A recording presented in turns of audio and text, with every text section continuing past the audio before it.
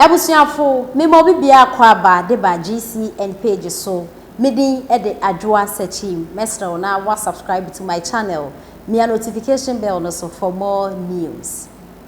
Woman bi wo Facebook wo friend no Ivy na woman we to me twe cameras ni so onstro nyame emfere ne papa emfere Ghana fo etumi di his excellency na nado dan kwakufu ado atem papa nia manifi ya mi be ewo mi se o mampani dada John Dramani Mahama be ye president Ghana for criticize no e woni ne mabɔ ne oye ho na mi hu president we di na tem a wo kra nyo papa no kra wo tie chi a etumi ka wakoma se na nado Ghana for di na tem o se nipa betumi twe cameras won so na nado ti se nsem no kra de mi ntumi nke bi na we nyina no aye na ni hwehe nipa na be ye president wanya de yenka se menka because Ghana no yen na nado de Ghana yen Mahama de Ghana yen se edun kete ade Ghana yen ba wo mi ade eye na yen de to be ya president na wo ye he ene ye be kan ya adwan akiro ne mo mi yatem didi asem so di wi Ghana fu di na nado atem no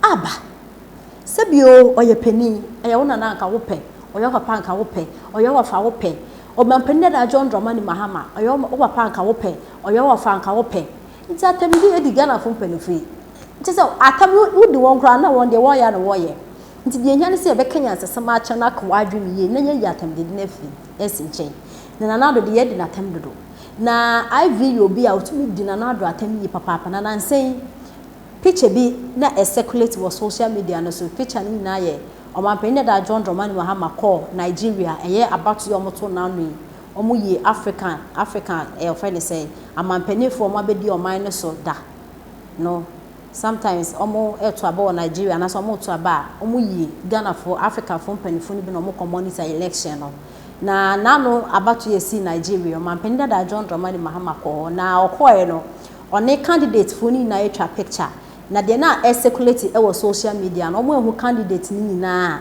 candidate ni bi ina Mahama ne picture na circulate e wo social media no so na Afiaswas nega ma comment for sa picture no ho na ne nyasam keto akran dis fo no bi bloggers no mo di Afiaswas nega atem omo di na atem o omo di Afiaswas nega atem ze maba na me menti ase say dis fo no mutumi di na nado atem na so obi di o mampende da John Dramani Mahama atem a na mo de mo buafu e na ya menti ase yo na Afiaswas nega circulate sa picture na so ka asem e de fa ho no post sa picture no e ya de a NDC bloggers no omo eke koma adwen de che Afiaswas nega e fa ho na na keyboard a ono so ye blogger de ma NPP amayoko no abe ma reply omo HSM mo amu bayi Afiaswas nega ina mo adwen ye adwuma obi anu wo ye papa mudi na nado atem obi bedi mo atem a monti ase na aho Afiaswas nega picture obe posti e kasen Mahama no obi akotwa picture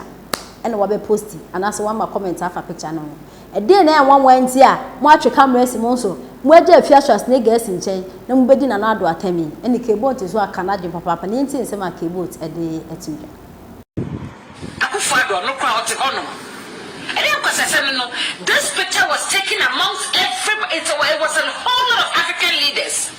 Why would you take only Mahama's picture and make propaganda about this?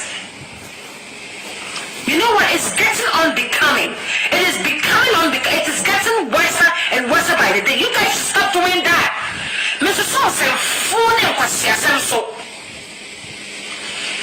What do you guys have on Mahama and Sia? And what kind of guy in this? Ghana for Akufo-Addo crampo no president is Akufo-Addo ono kwa president osiso odi Nkwasiasem bisa no ono kwa oti Ghana krobo ho no mudi mwasem. Telling when you guys come online to say something very ill about somebody, you guys have to also put the Bahama or Obaya so mufanka wati. When you guys come online to say something very, you know what, disgusting about somebody, and I say, Mahama na, and yeah, move for your yes, soon come. I'm not gonna for Musumai to sa. I ain't gonna for Musumai to sa.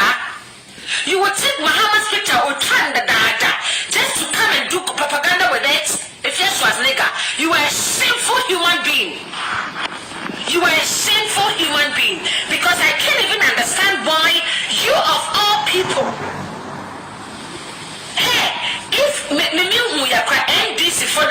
be a fierce was nigga, so my can find show. Tell him, because someone I would in it. And then once I don't know. You guys you go get your money or take your money from whoever. I bet I know about your propaganda, not the good people fee. And just saying, what is that? Hey, what is the meaning of that? Nkwasiasem no. Na munye de wuyi ya if you was nigga. Wo akufo no sisi no ene Mahama. Choose one. De Mahama da be ya magana. Na akufo no so ka de wa ya magana na ehwe Nkwasiasem ben no. We've been watching you guys doing something stupid over there in Ghana and Kasati. Era, check yourself.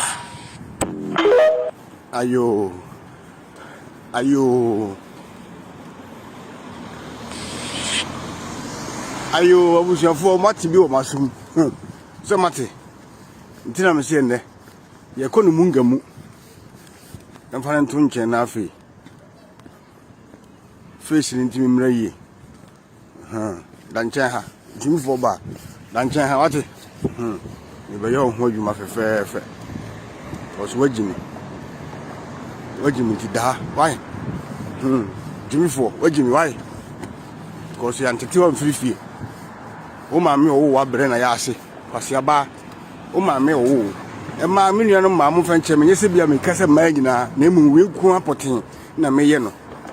Ti me dina temu a mo ma ne ha mo. Wote o make statement bi. Se picture no ko no ho asem na o kan kan any problem but o say mo kufu ado no kura no se mu bu no wote ho o te so a wo di sebe yo o na o kan ma no da sumuna so sebe Nkwasiasem kura no se mu bu no ta no kan na kire de kufu ado obeye ye nna ye akontu mu ha nti ono de o say Mahama ebe ye enwuma se kufu ado adentina amanfo so akokire oluman no nti on tiase esa amanfo e kasa o social media e de ne ye compare omuni na tem kura o picture no mo de ye compare no nyese no mu di na tem o je se ye de ni picture betare ho se wakokire ne kekew anya tem didie no ana wose ne buafu na me mama hu awayo wi ba bia ofiri ene ba bia ogina si ye kenipa wo mo Agyimi e wo social media yesu a on na number 1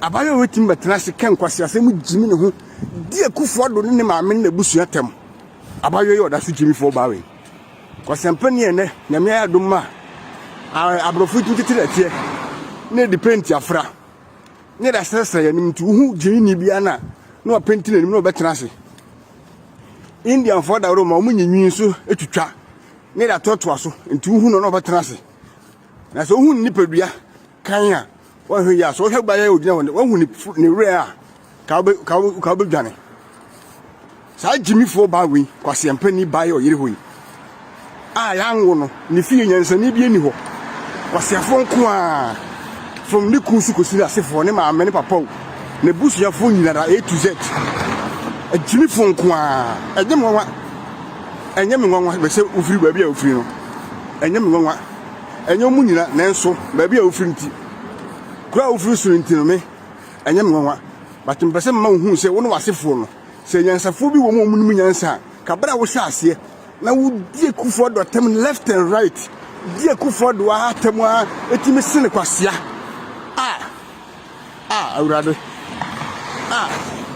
lesere mo ya mo hweye no bi o beka se media tem a enye fan saade na mo ye no mo hweye na ya na hadwen abayo we etimi kan se sebe Akufo do sebio be mada na chi anka esem fata so no ka che be ma se Kwasia a wetin be se Akufo do Kwasia all because of say Akufo do president ne Mahama na firi sunti no ti Akufo do teso no e che se ese odina tem se Akufo do e ye Kwasia e sini Agyimi nyina me na me ka kire me se me person me show ni page no ko asa na me san e man viewers more enti no me here kat ni videos ni bi na me dia ba no won hu how abayo we he de die Akufo do tem pa ana busuafo Agyimifuo no Gugana ene omom godro ti ha na be ma kwasempani bi so de na chi eda sore all in the name of because ono kwasempani ni NDC na sefo na NDC enti na yom de se omu free NDC asefo na ya ton ano ya aduro de so ma no ntino medika ka chem se he ye wa Agyimifuo ye won Nkwasiafo ye won moma no ya e wa MPP krase me na sebe ye bu ye hunti na ya na ya no atum ba se okoto se gyina mo butu ho na o ye di na krama pa no da ji mi se gyina mo hu de krama hu na opo no na mu ya na wo twen sade ko de ne beben no obona ni so enti se ya ben yen enti wo se ye bom ni so ya ye hu makrama mapo sa Agyimi mu ho a afedie ye betwetwe ni so ma mo because wo Agyimi wonu masene mu ma wasefo wabusua nyansa ni bi enim wo se Ghana for postu Mahama keke enti no eye propaganda eye wo ya uni twasere wo se kwasempani uni ne